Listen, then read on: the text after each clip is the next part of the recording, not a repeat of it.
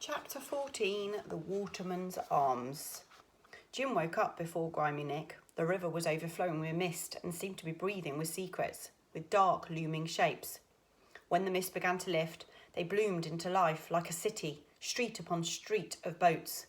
He could see downriver to the long silver gleam of water under the dark arches of a bridge, and he knew that far away from there it flowed out to the sea. He imagined slipping the knot of the Lily and drifting downstream with her past all the floating castles of tall sailing ships and out to the huge ocean. When Grimy Nick lumbered up from his dark hole, he swore at Jim for letting the fire in the brazier go out. "You'd think we didn't have any coal on board, you fool!" He laughed at his own joke, a great startling whoop of laughter that set Snipe leaping up out of his sleep. Jim tried to laugh with him. "Get water from the yard," Nick snarled. "Start the day off right." When Jim came back with his slopping pail, he found Nick toasting fish by the fire. He threw a piece in one direction for Jim and some heads in another direction for the dog. Then he wiped his mouth with the back of his hand and belched. "Work," he told Jim. "When we clears this lot, we goes out for more, off one of them big boats. So don't think your work's done. Your work's never done, not while there's coal in the ground." It took them the whole of that day to clear the hold of coal. Jim thought every bone in his body must break before he'd finished, but Nick kept grimly on, shovelling and lifting and tipping, shovelling and lifting and tipping, his body a grunting shadow swinging across the glow of the lantern. "Work!" Nick shouted at him whenever he paused to rest, swinging his shovel round to crack across the boy's back. Jim struggled to keep up. Sweat poured down him like rain, soaking into him, and when he rubbed his eyes, the grit of coal dust smarted and stung him. By the end of the day, he couldn't see what he was lifting or where he was tipping, and no sooner was the basket winched up than he was shoveling coals into empty space and being shouted at by Nick for his stupidity. But at last the hold was empty.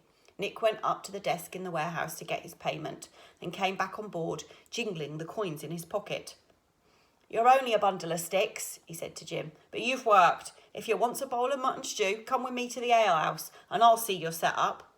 Jim was so tired he would rather have slept, but he reckoned that Nick's invitation was meant to be some kind of compliment. He didn't dare turn it down. He stumbled after Nick, and the dog loped between them, turning its yellow eyes first to one and then to the other of them. The Waterman's Arms was dark and noisy, with a low blackened ceiling and lanterns hanging from the beams. It was thick with smoke from the fire in the hearth, and from the men and women who were puffing away at pipes. Grimy Nick pushed his way towards a crowd of men who all wore large metal badges on their arms like him to show they were watermen. They whistled in contempt when they saw him, but he only laughed in his loud, sharp way. "This is my midget little Jim here. Show him your muscles, little Jim. Didn't know he had any till he came to work alongside of me." He patted Jim's head in a fatherly sort of way and told him to find a stool by the hearth and to keep quiet. The barmaid set a bowl of hot stew in front of Jim and a small draught of ale. He could hardly keep his eyes open now. Before he was halfway through it, the noises around him softened out into murmurs and spread across a wide, dark sea, lapping as quiet as long ago. He was slipping into the sea, which wasn't sea at all, but a cradle with soft, warm cloths, and it was rocking him as if he were a baby. There was a crash, and he woke up with a start to find himself lying face down in the sawdust and his bowl of stew broken and split in the half. Nick lifted him up and swung him across his shoulders, and Jim was carried outside, past all the laughing, upturned faces, and propped up on a bench in the dark, with Snipe growling at his feet. "Wait there," Nick grunted, and went back inside.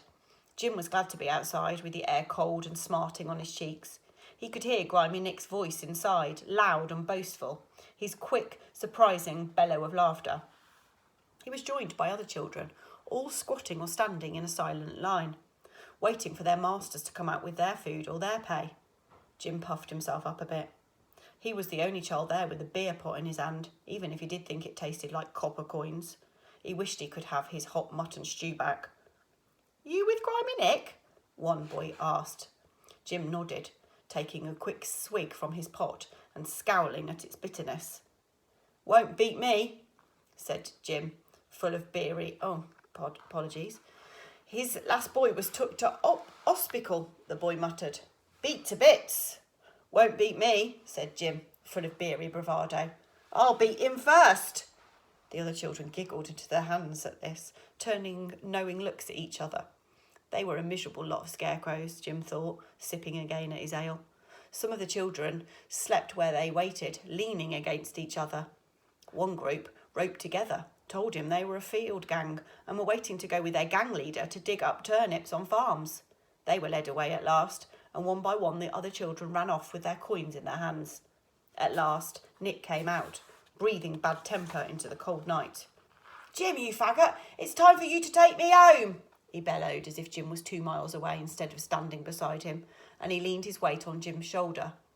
Together they made their slow way to where the Lily was moored.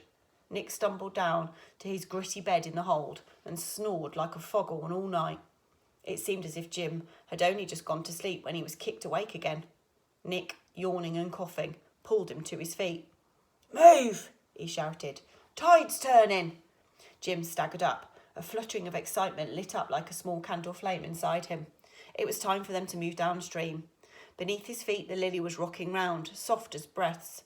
Jim ran to the wharf and fetched water, and Nick knocked on the door of a nearby cottage and came back with hot bread wrapped in a cloth. By this time the tide was streaming underneath the boat. She nudged round to face downstream, and Nick threw her rope on deck and jumped on board. Jim's dream had come true. They were heading towards the sea.